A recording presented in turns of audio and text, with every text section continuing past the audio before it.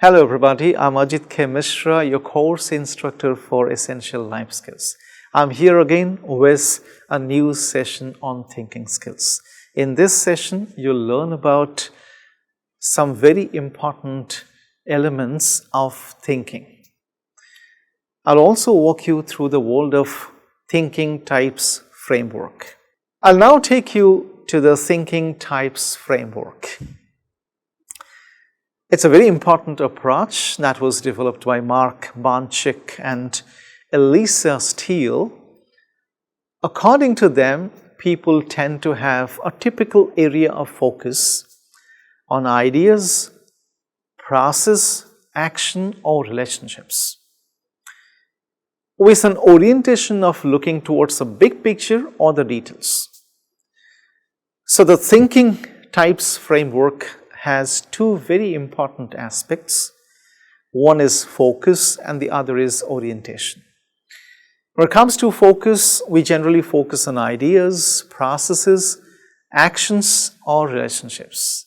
When it comes to orientations, we are oriented towards, or we look towards the big picture or the details. That means whether we should focus on the details at hand or we should look at the big picture.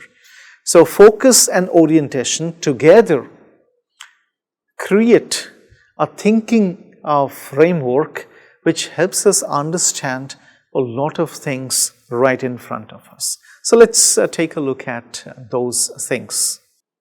Let's take a look at this diagram. It has a horizontal axis and a vertical axis. On the horizontal axis, you can see ideas, process, action, and relationships. On the vertical axis, you can see the detailed and the big picture orientations, the approaches. I'll now take you to each of these components so that you can understand them very, very well. Step one is the focus. Think about where you typically focus most of your thinking on. We all think every day, every time, and whenever we think, we always find a focus of our thinking. We focus on something or the other whenever we begin to think. And what is that focus? What do we think on? It's similar to when we consider watching a movie. Do we tend to go for action, romance, drama, or mystery? Depending on what kind of movies we generally like or we generally focus on, we choose the type of movie.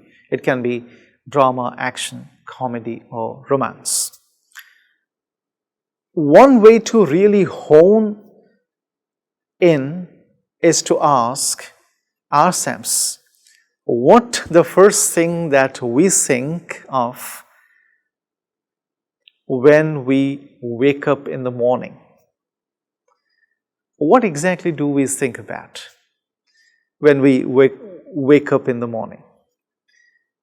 Do we think about the problems that we need to solve? Or we think about plans that we need to make? Or actions we have to take, or people we need to see or manage. What exactly do we think about? You can do this now. You can begin to think about the things that you think about you wake up in the morning. The answers that we get will help us identify which of the four key areas we pay the most attention. Ideas, processes, action, or relationships. Do we focus on ideas? That means, do we think of solving problems? Do we think of managing people? Depending on what we generally think about, we can associate them with either of these things or areas. It is not about picking one over the other, but more of where our default focus naturally lands. When you try this yourselves, you'll be in a position to understand your default focus. You can think of focusing on the other aspects as well. If you're currently focusing on ideas, you can think of focusing on processes, action, relationships. There's nothing wrong, there is no restriction on that. But it's important, it pays to understand our default focus. Step 2, the orientation. Now we can notice whether our orientation of focus, the focus that we discovered, the orientation of our focus swings towards the micro, the details, or the macro, the big picture. It's very, very important. Once we are able to identify our default focus, we can now take a look at the orientation, whether it is the micro orientation, detailed oriented, or macro, big picture oriented. And a good way to identify this orientation is by thinking about what tends to bother us in certain interactions, even meetings. So we can ask ourselves if we are more likely to be demotivated when things are too detailed, or when things are too far general and not specific. Just think about it. You can recall your approach, your orientation. What do you like? Do you like things when they are presented in a detailed manner, or do you like things when they are presented in a big picture manner? That means they are directed towards a bigger picture. The details are not taken so much care of. That will give you an idea of the orientation. So with focus and orientation, now we can think of our roles, our thinking roles, our thinking styles on the basis of this Bonchik and Steele model. On the big picture or macro orientation, we can actually find these 4 distinct roles, thinking roles. Explorer. Explorer thinking is all about generating creative ideas. I'm an explorer. I believe in novelty. I believe in discovering new things. Once I discover something, I'll stay with it for a short period. Thereafter, I'll get bored with that because I'm an explorer. I want to go beyond it and find something new. So, explorer thinking style pushes us to think about new and novel ideas, creative ideas. So, those people who are very, very creative are generally explorers. They believe in exploring, going beyond the horizon, thinking outside the box, explorer thinking style. The second is the planner thinking style. It is all about designing effective systems. Plan is all about structured approaches. That means when you have a plan, you have devised a very structured approach. And with your plan, you can think of effective systems, because you can design effective systems with a plan. For example, I have to build a house. I must start with a plan, otherwise it will be very, very wayward. So, in order to build a house, I must adopt the planner thinking style or planner thinking approach. Otherwise, the house will be absolutely wayward and bizarre. So, if I plan, this is my drawing room, this is my bedroom, this is my kitchen, hall, dining, everything can be planned. So, that's the reason why we generally plan when it comes to such tasks or such situations. the third type is the energizer thinking style. Energizer thinking style, if I'm an energizer, I'll always motivate my colleagues, my co-workers. I'll always mobilize them into some action. I'll not allow people to idle or people to feel lazy, bored, uninterested. So the energizer thinkers generally are able to mobilize people into action. So if a leader is an energizer, the team members will definitely feel like acting all the times. Connector. This type of thinking style is about building and strengthening relationships. So if I have the connector thinking style, that means I'll always think in terms of building relationships or even strengthening them, sustaining them.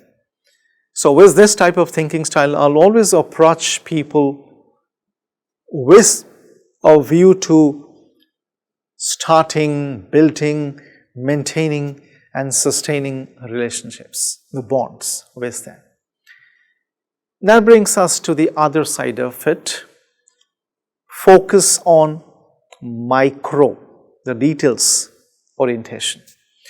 So if my focus is on the details, then what kind of thinking styles I can devise or envisage. Expert thinking. It is all about achieving objectivity and insight. When can we call somebody an expert? An expert is somebody who has already achieved that kind of insight, that kind of understanding of an area. And that's how somebody becomes an expert. An eye expert understands the workings of the eyes and all the things related to it. A heart expert understands the workings of the heart very, very well. An eye expert may not be as good as understanding the working of the heart. So there are different types of experts. They are experts because they have developed a very critical insight into the working of these organs. So they are experts. So expert thinking is about achieving objectivity and insight. If I adopt expert thinking style, that means I'll try to master that particular area, that particular subject. Then I can say I have expert thinking style. Optimizer thinking style is all about improving productivity and efficiency.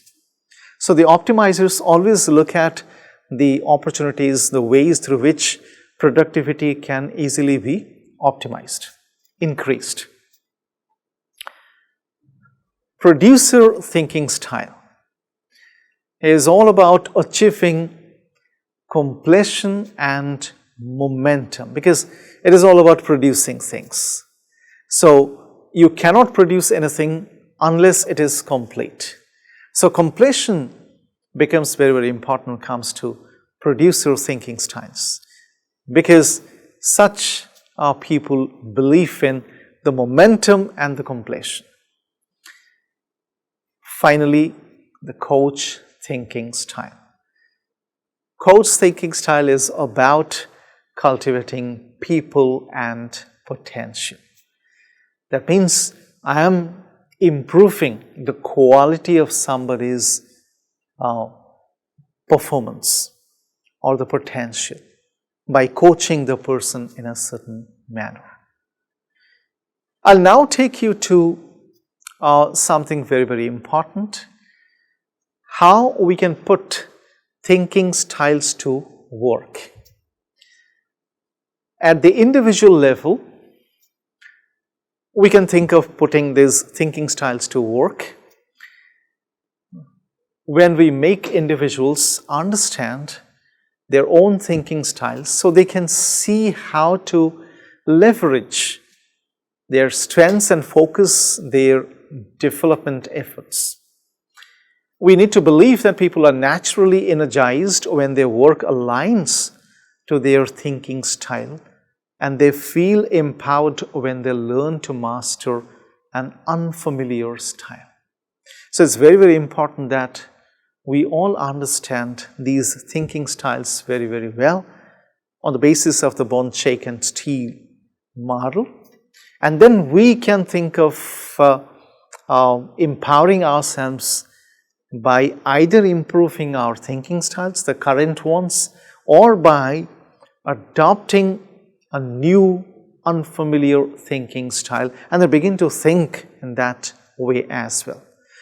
On the other hand, when it comes to applying such thinking styles on teams, these thinking styles can actually help teams understand the thinking styles of its team members. So, the team actually functions in a certain manner. When the team understands the thinking styles of its members, its functioning will not suffer, because the team will be aware of the thinking styles of its members. So, the distribution of thinking styles will reveal what is in and what is out. By what is out, I mean what is missing, so that a team can always compensate or bring in complementary resources. So, if the team becomes aware of the team members' thinking styles, it will be easier for the team to understand those weak areas or the missing areas, and the team can always compensate or complement these resources. So, the thinking styles actually help us at the individual and at the team levels. It's very important that we understand these thinking styles and we begin to practice, we begin to apply the thinking styles in our thinking tasks. That brings us to the end of this session. I'm sure you have taken note of the things that I talked about, the thinking styles, the Bonchik and Steele model, the focus approach and the orientation approach. And you're going to explore all these things further so that you can improve your thinking styles. I'll meet you with a new session the next time. Until then, bye-bye.